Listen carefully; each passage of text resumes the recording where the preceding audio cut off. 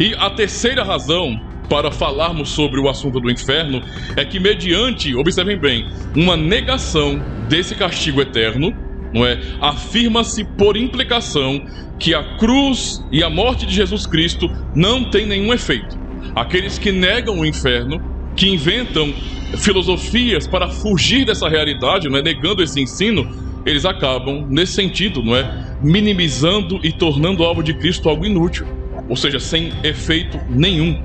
E poderíamos realmente nos perguntar o porquê que o desprezo da doutrina do inferno, não é, ataca a obra de Cristo de maneira direta. Porque é uma pergunta muito simples, devemos fazer. Ora, se não há inferno, se não haverá um inferno final e eterno como castigo para os pecadores, por que Cristo morreu então? Ele veio salvar pecadores de quê? Percebem? Essas coisas estão totalmente ligadas. Se não houver um castigo final e eterno, não é, Cristo nos salvou de quê? Afinal, sem inferno, irmãos, portanto, o mandamento do Evangelho para se arrepender, não é? Ou então perecer por conta da sua incredulidade, perde o seu valor, não é verdadeiro, tá? E nem existe qualquer necessidade ou urgência para que alguém atenda ao chamado do Evangelho. A nossa própria pregação perde o sentido, perde o valor. Ora, não há nada o que temer com relação ao futuro. Faça uma aplicação simples disso ao nosso contexto cultural brasileiro. Porque nós sabemos muito bem que no nosso país, não é?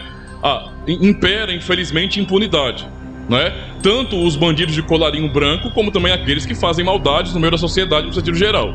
E muitas dessas pessoas, especialmente os de colarinho branco, eles cometem muitos crimes terríveis que prejudicam muitas pessoas e ficam impunes.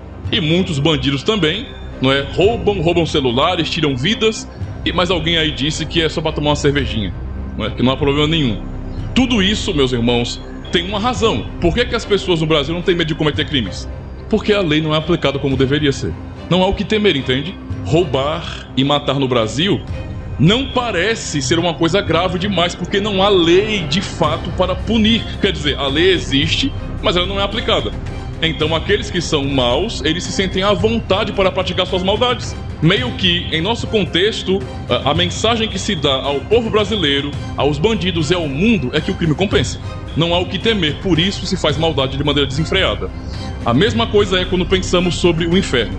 Se não há, ou se não haverá, a condenação, o castigo eterno no inferno, então qual é a razão da nossa pregação?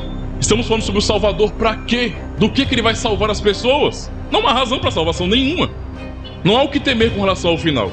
Eu não preciso, nesse sentido, ficar temeroso em me encontrar com Deus um dia e ser julgado por Ele. Nada.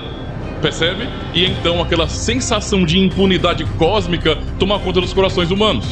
É a maneira do ser humano rejeitar essa verdade que o leva, nesse sentido, em seu ateísmo, a viver contra Deus a vida inteira.